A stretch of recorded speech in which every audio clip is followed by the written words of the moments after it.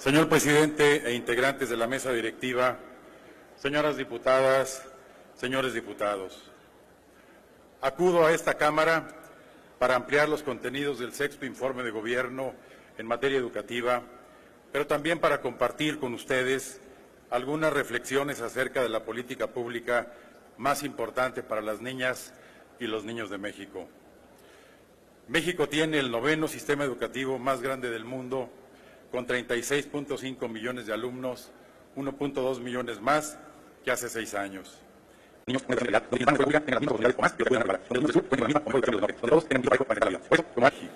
Muchas gracias y estoy a sus órdenes. Compañeros diputados, compañeras diputadas, hoy culmina con la comparecencia de este funcionario un ciclo para bien de la patria. Hemos aquí dado demasiada buena fe al gobierno que se va al discutir una reforma educativa como si lo fuese, cuando lo que se buscó fue privatizar la educación pública y entregarla al grupo de Mexicanos Primero. Esa era la verdadera intención de la mal llamada reforma educativa y liquidar los derechos laborales del magisterio. Insisten aquí tramposamente sobre la evaluación. Nadie se opone a la evaluación. De hecho, este gobierno fue evaluado y se va, como ya lo he dicho, al basurero de la historia, el pasado 1 de julio. No, el problema no son las evaluaciones, el problema es toda la campaña canalla, perversa, de desprestigio, de denuesto, de odio que se generó contra el magisterio nacional. Se les hizo responsables de la calidad de la educación cuando la calidad, primero, los normalistas son formados por el Estado mexicano.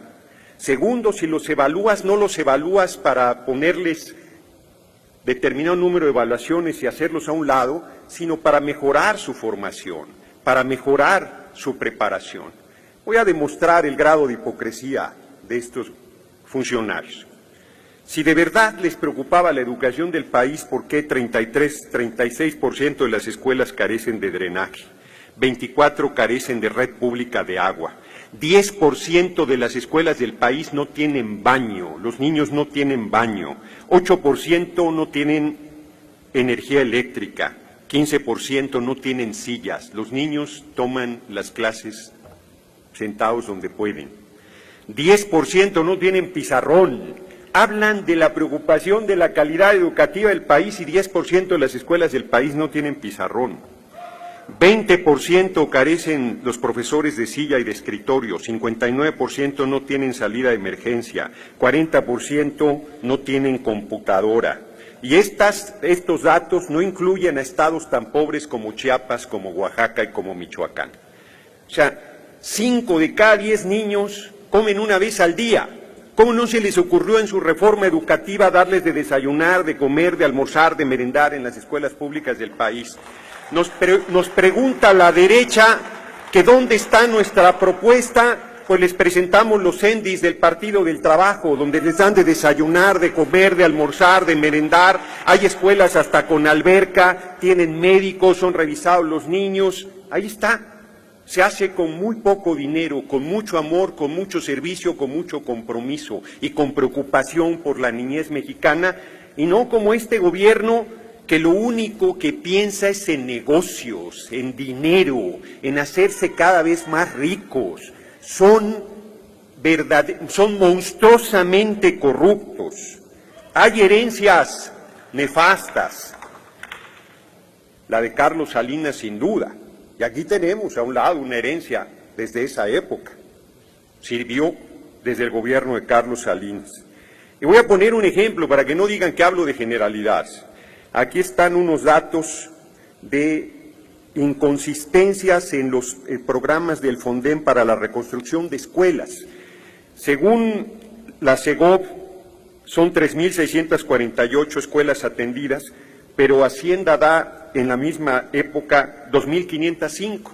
Hay una diferencia de 1.143 escuelas atendidas entre las mismas dependencias oficiales, datos de ellos, no míos. 7,000 millones de pesos presupuestados de diferencia, y 940 millones de pesos ejercidos de diferencia. En cuanto a la infraestructura educativa, hay 64 escuelas atendidas de diferencia y 1.210.000 millones de pesos de cobertura de diferencia entre los datos del portal de transparencia y los datos de la Secretaría de Educación Pública. Aquí se los voy a dejar al funcionario. Y Aurelio Nuño, que lo antecedió y se fue para ser coordinador de campaña de MEADE, gastó 1.900 millones de pesos en publicidad porque quería ser candidato a la presidencia de la República.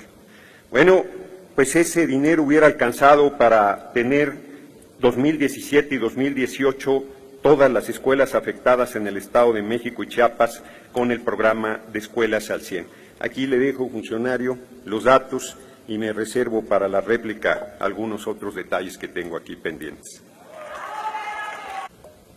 Justamente por las condiciones que identificó el censo que se levantó en el año 2013, que fueron a las que aludió el diputado, se hizo el programa de reconstrucción y de Escuelas al 100.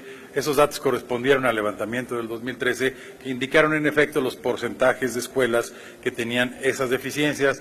Esos han pasado ahora 5 años y he mencionado ya en otro momento en cuáles de ellos hay un avance sustantivo que en beneficio del auditorio no repetiré.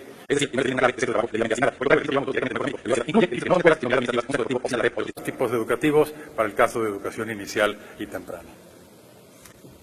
La verdad es que, cierto, Uge dice que los datos son sobre el censo de la fecha que planteó, pero no dice los datos actuales, da cifras que no te dicen nada. No debería existir en México una escuela sin baño para los niños. Una. No debería haber una que no tuviese electricidad. Una. Somos una potencia a pesar de los pésimos gobiernos. La 13ª economía del mundo ha caído, vamos, creo que en la 16 y en caída libre.